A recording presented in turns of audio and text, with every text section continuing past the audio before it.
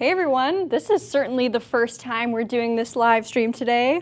Just kidding, if you missed our first one, the audio cut out after 5 minutes. But we're trying again, and if we have any audio interruptions, I trust that the live chat will let us know.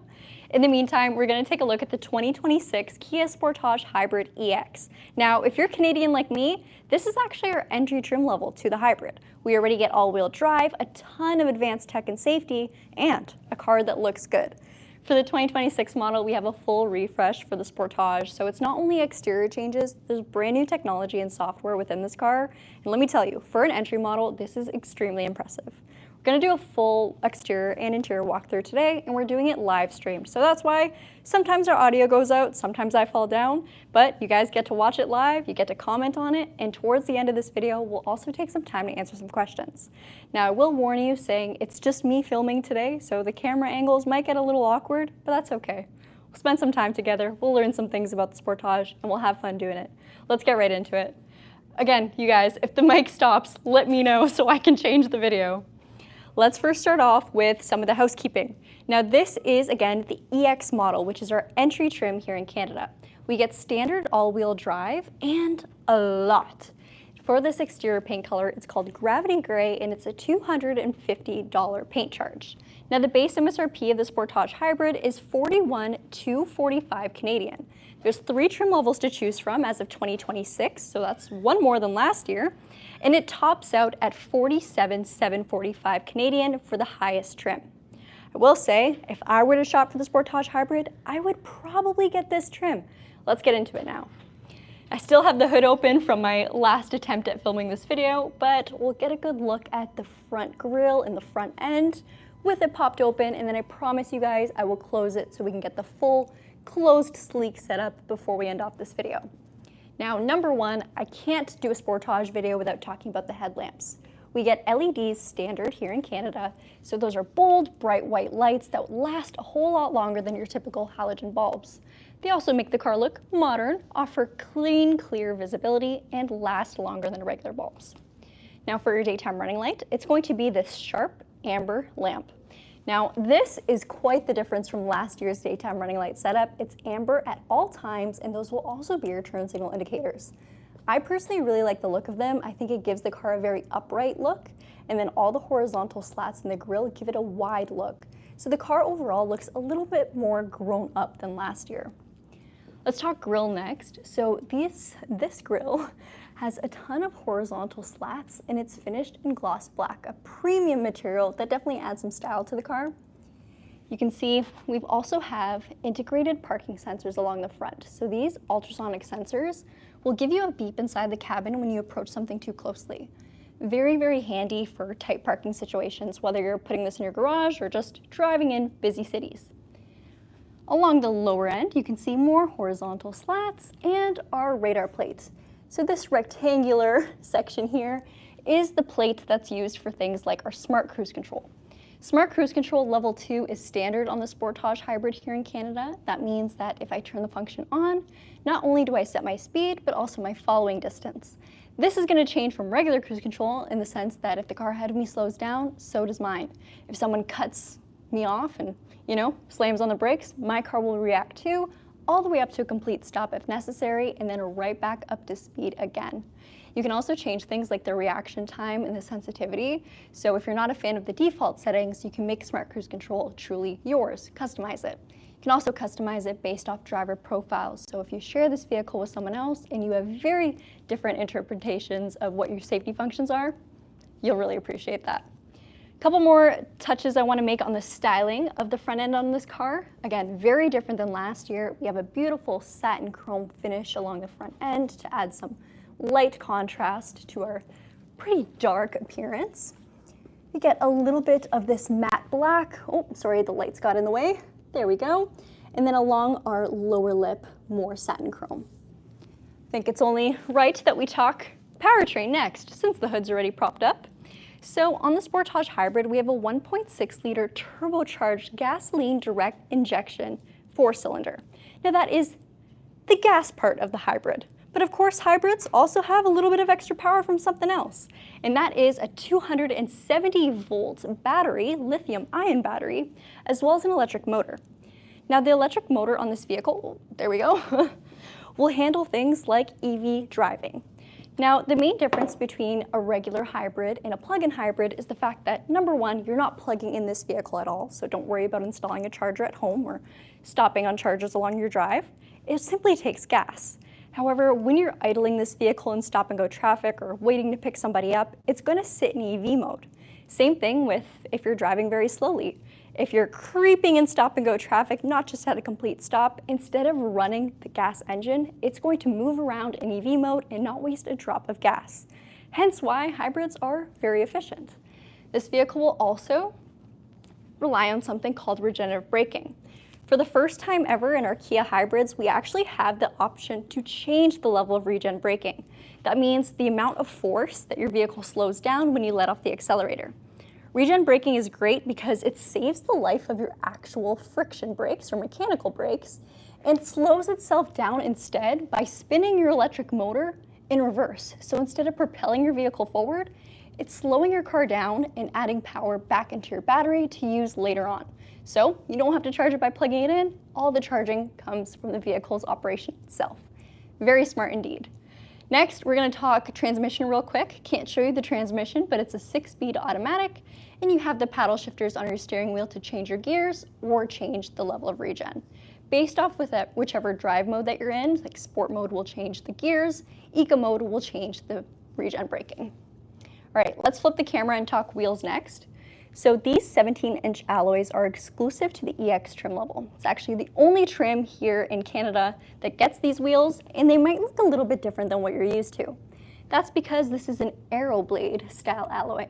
So this is meant to essentially minimize air resistance and maximize the airflow.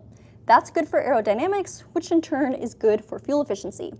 The brakes up at the front are going to be larger, of course, because this vehicle does have a front-wheel drive bias, and it's typical.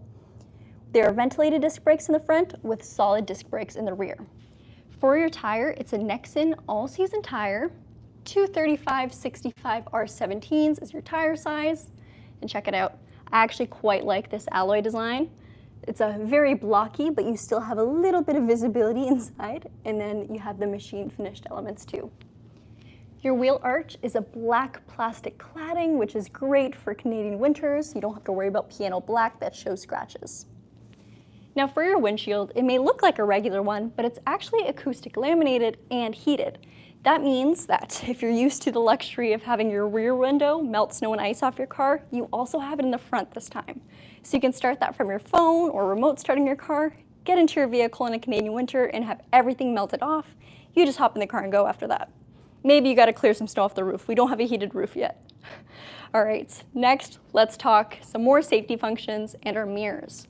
So we get a beautiful flagpole style mirror with an LED turn signal indicator and blind spot detection integrated into the mirror panel itself. It's also going to be heated and power controlled. So this icon will illuminate if there's ever a vehicle in your blind spot, both left or right. It'll show the corresponding mirror. And then we will also get an audible alert and some active correction if it senses the risk of a collision with a car in your blind spot. In the center of the windscreen, there's also another camera. This camera is utilized for things like your lane following assist system, as well as the forward collision avoidance assist. So this vehicle can pick up if there's a risk of a crash between your car and a pedestrian, cyclist, or another motorized vehicle. It'll warn you first by giving you an audible alert, and then if you fail to react, you don't do anything, the car will brake to avoid it. All right, let's talk rear now, and before I get into the rear, let's talk about the rear suspension. So on all models of the Sportage Hybrid, you get a multi-link rear suspension, which essentially means when it comes to handling both bumps and turns, it handles a lot nicer. I really do love the drive of the Sportage, and I do think the Hybrid actually improves it by a ton. And hear me out. A lot of people may think hybrid and might not necessarily think fun to drive or exciting car. Maybe the Prius ruined it for you, the early Prius. Hear me out, there's been a lot of changes. So the horsepower and torque output of this particular model, although there's a lot of different values on Kia Canada's website right now, we're going with the American values from their site, which is 232 horsepower with 258 pound-feet of torque. That is a big difference from the regular gas model version of the Kia Sportage, which actually has a bigger engine, but a lot less power. So the gas model, for reference, is a 2.5 liter naturally aspirated gas engine with an 8-speed automatic transmission, and that only produces 187 horsepower with 178 pound-feet of torque. Still a great choice, but you'll definitely get a lot more punch and efficiency with the hybrid, something a lot of people don't think about. All right, now back to the rear. The overall appearance of the back end is pretty similar to last year. The taillight housing is slightly different. We get a mix of LED bulbs and regular bulbs for the tail lamps, as well as a high-mounted stop lamp. One thing I really do like is that the turn signal indicators aren't positioned too low, so they're in a perfectly clear vision, or line of sight. The Sportage badging is that same brushed aluminum that we have in the front. Same thing with your Kia badge and our hybrid badge. Along the rear, you get rear-facing ultrasonic parking sensors, so if I'm reversing my car into a spot and I get too close to something, again, it'll beep, while also showing me a view from my backup camera. Here's your reverse light. Absolutely love the location of this. I think it's really cool, especially when in action. Can't really show you it on camera today since I don't have a cameraman, but that's all right. Before I open this up, we'll take a look and appreciate our hidden wiper. Now this is something that might seem so small, because it kind of is, but it really cleans up the look of the rear end, just having it hidden underneath the spoiler. That also means that snow and ice and just other environmental debris won't build up on it. All right, now on the EX model, you do have a regular hydraulic lift that changes to a smart power lift on one trim level up, which is the EX Premium. The Sportage has class-leading rear cargo space and rear legroom. So it is a very spacious vehicle. You have the ability to knock these rear seats down in a 60-40 split, and each seat has car seat tethers.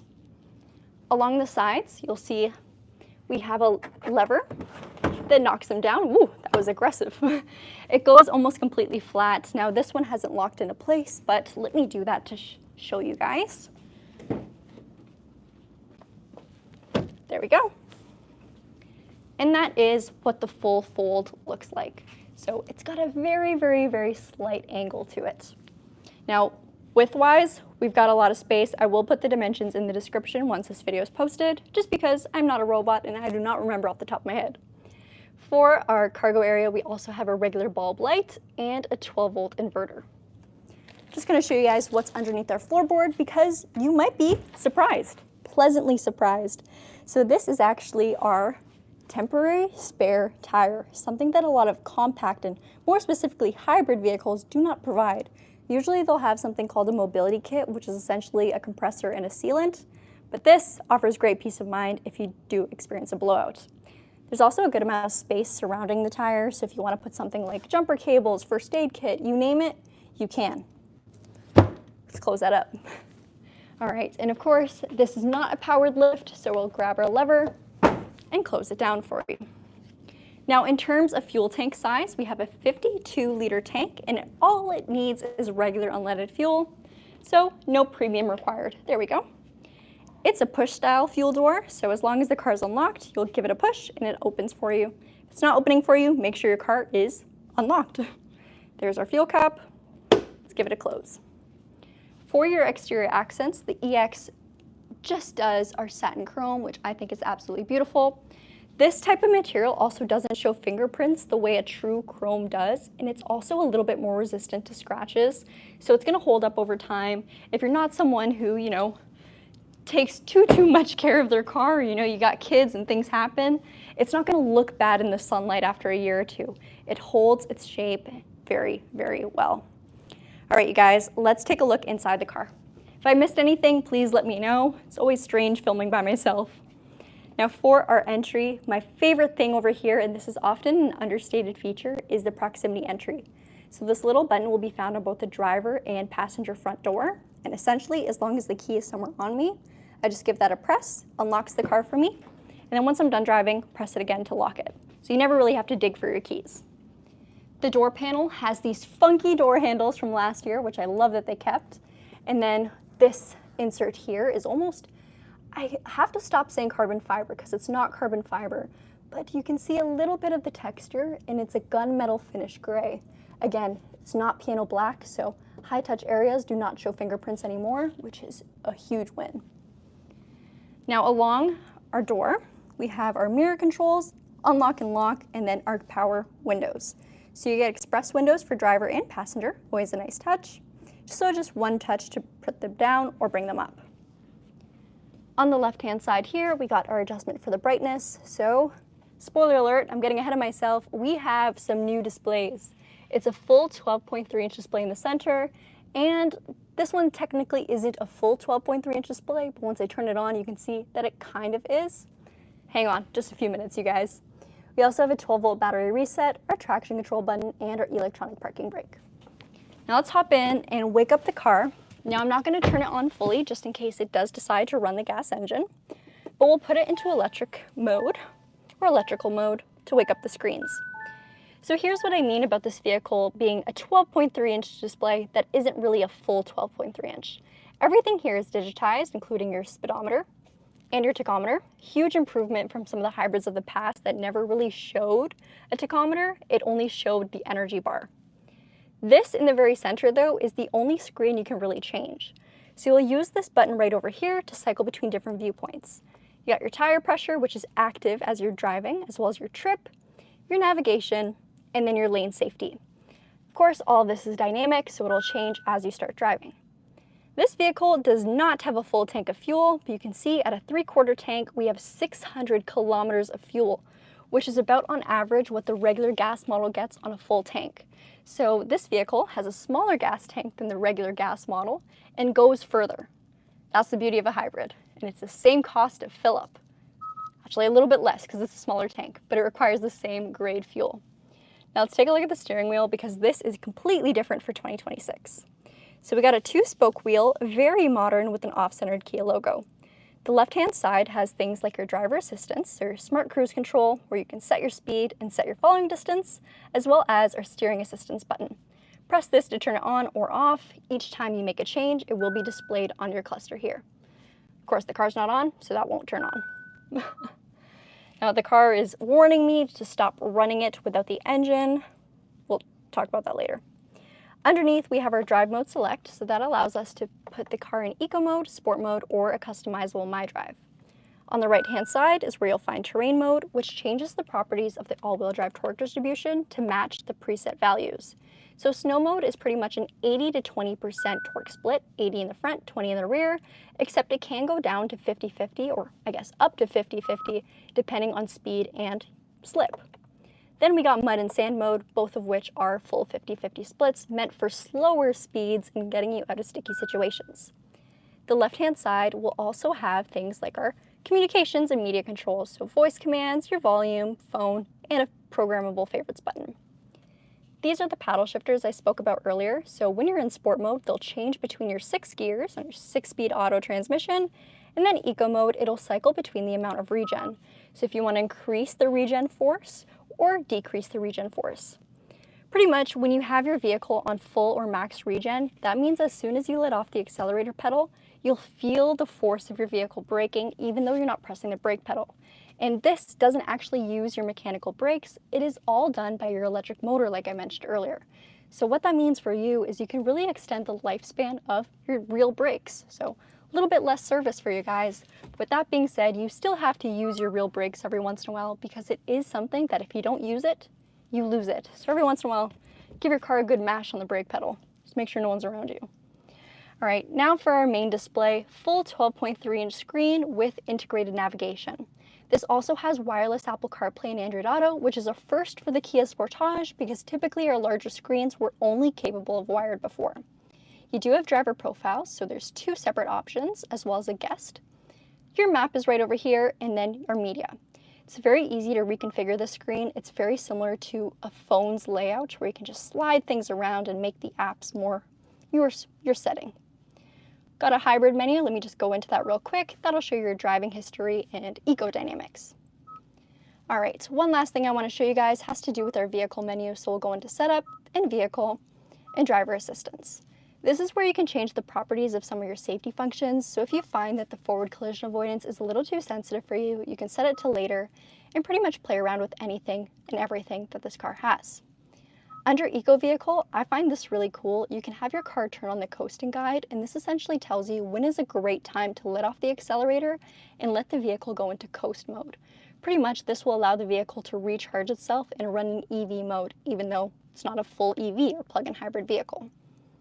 And then another thing that is very, very interesting is the Green Zone EV drive. So this will recognize areas like high residential spaces or hospitals and prioritize EV driving. Again, even though this isn't a full EV, the vehicle is capable of driving in EV mode for a pretty good amount of time. Of course, as long as you're not mashing the gas pedal. All right, let's talk about what's underneath. So we got our air vents, our hazards, and then our climate control. It's dual zone climate, which is fantastic to have standard in our cars. Set the temperature for you, set it for the passenger, or sync them up. We just shut that off though so it doesn't get too noisy. You can adjust your fan speed manually or set it to auto mode, whatever your preference is. This little button here is for the heated windscreen, and the best part about this panel is it's actually dual purpose. So most people decide to leave it in climate mode, but if you would like, you also have options to change your main head unit from here. So if I want to jump back into my home screen, I can do that, and it does exactly what I pressed. So again, it's optional. I would probably leave it in climate because anything you could do in that other screen, you could also do just by touching the main head unit. Underneath, we have some covered storage, and highlight, this isn't piano black anymore.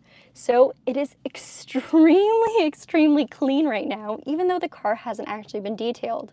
It doesn't show fingerprints, which is a huge win in my opinion, and over time, it's not going to be as it's scratch resistant. I don't know what I was going to say there, but it's not going to show scratches the same way piano black did.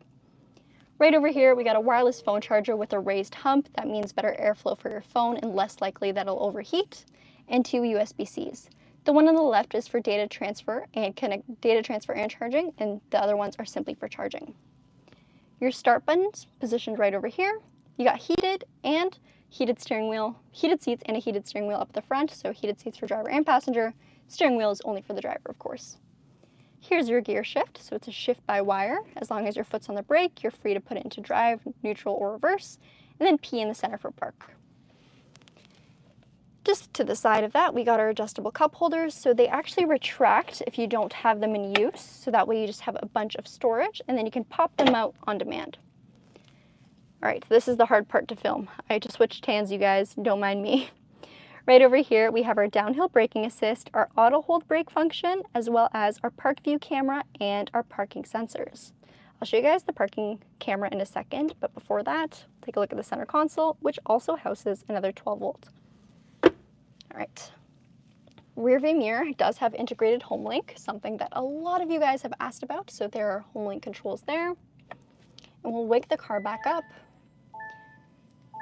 to show you guys our parking camera. So I've just pressed our park camera button and it summons the camera automatically.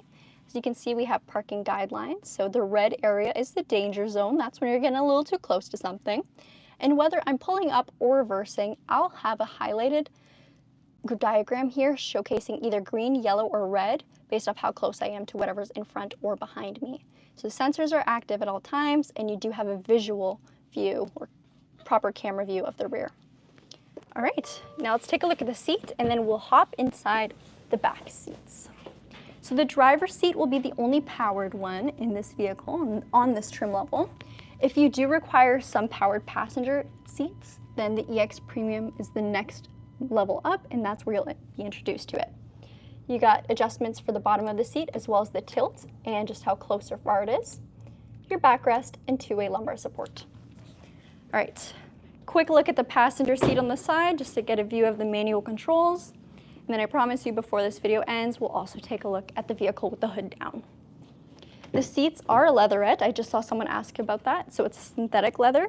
Feels very smooth, very buttery. You can convince me that this is real leather. Of course, no animals were harmed. Now, very wide seat. I do like the patterning as well. It's a perforated leatherette seat.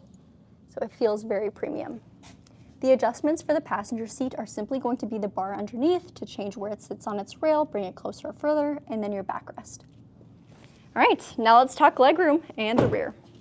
So the rear, again, is class leading in this segment. There's a ton of space back here, and these seats actually do recline. So while you can't move them on a rail, you can relax a little bit in them, and as it sits standard, there is a ton of space. This seat is not too close to the dash. It's actually quite far back, and you can see, but before I even sit in it, we got a lot of room to work with. The backs of the seats are also smartly designed. So this little divot here actually doubles as a hook, whether that be for a bag or a coat. You can keep your stuff off the ground and keep it away from your passengers' feet. Now let me hop in, and of course, I really planned ahead by leaving this down. I will fix that in just a second, but let me sit you guys down while I get comfortable. So let's sit in the least comfortable seat of the house, the very center. So it's of course going to be the most narrow seat. I'm still comfortable in it. This vehicle does have all-wheel drive, so we do have a drivetrain running down the middle. That means the floor is going to be a little higher, right in the very center. However, I don't feel like I'm hunched in like this in the fetal position. I still have room to relax myself and even put a leg on either side if necessary. I'm just going to reach over and prop this seat up. Do it nice and easy. There we go. And now we'll sit in a proper seat. So I'll move you guys over. And this is where I'm at right now for headroom. These are adjustable, by the way. So I've got about this much space headroom-wise. I know, very official measurements. But if it's any help to you guys, I have freakishly long fingers. So that's actually quite an impressive amount of headroom. This is also the seat almost fully upright. So if I want a little bit more space, I can recline. And then there we go. Infinite headroom. Very, very comfortable.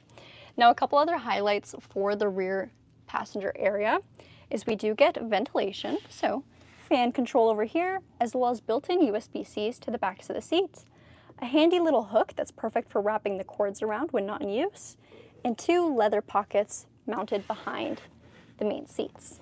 Speaking of leather, that reminds me, I did say, our steering wheel is heated and leather wrapped. Okay, now for legroom. I'm going to try my best to show you guys by myself. Oh no! Okay, legroom, featuring the window sticker. Let's fully extend. I've got a lot of room, so my feet do have room to find a spot underneath the seat ahead of me. However, I really don't need it. There's a ton of space already by default. For my knees, I'm still quite a far distance away from the seat ahead of me. And again, this seat is not fully into the dash. It's at a pretty decent angle. So I'm quite comfortable. Tim was the last person to move this car, and Tim is taller than me. So I'm very happy with the legroom back here. All right, you guys, this video has gone a little bit longer than expected, but I do want to answer some questions. So let's see what you guys have to say or want to know about the Sportage Hybrid. Try not to let my hair get in the mic. Is your shoes Adidas? Yes, they are. Have you ever tried to palm a basketball? I almost can. Let's see. NSD said, hey Gabi, you should consider buying a K4 and doing a giveaway because you're top 5 wealthiest people in Ontario. Thanks. I'm absolutely not top 5 people, wealthiest people in Ontario. Have you guys seen what I personally drive? I cannot do that. All right. Is it a leatherette? Yes. We do have, Kia Connect is standard on this vehicle, so that's Kia's telematics system or their app that allows you to start the vehicle, check the status, how much fuel is in it, make sure your windows are closed, your doors are locked. You can lock it from your phone. It is fantastic and it's free for 3 years. Now I promised you I will close the hood, so let's do that. Someone just said, can we see a Trauma Dump Dealership Edition Season 2? Maybe, maybe. Not many traumatic things have happened to me recently though, so I might not have the best content for that. All right, we close hood. Prop arm, of course. Okay, now let's get a look at the front end. So there we are. Nice, clean, sleek lines, and of course with this refresh, we have a lot more sharp elements. Again, definitely making the Sportage have a bit more of a grown-up look. It definitely looks like it sits a bit more upright and has a bit more wide road presence. I really do like it, and I really do appreciate the fact that they incorporated a lot of exterior design elements, even though it's the EX model. Now it is worth noting that if you are in the States, I believe you guys do have an LX, and the LX is a little bit more what we would say base model. EX is usually where it sits right in the middle of our trim lineup. So they started with right in the middle. I really do love this car, and I hope you guys see the value in it too. Let us know in the comments down below what your favorite thing is about the Kia Sportage Hybrid, and if you have one, pitch it in the comments too. How's your experience been? We want to know. In the meantime, you guys, we're signing off for now, but if you can't watch this video live, I'm still monitoring the comments at all times, so if there's a question that you really want answered, write it down. I will check it out, and I will try my best to answer. Bye-bye now. See you tomorrow's live stream.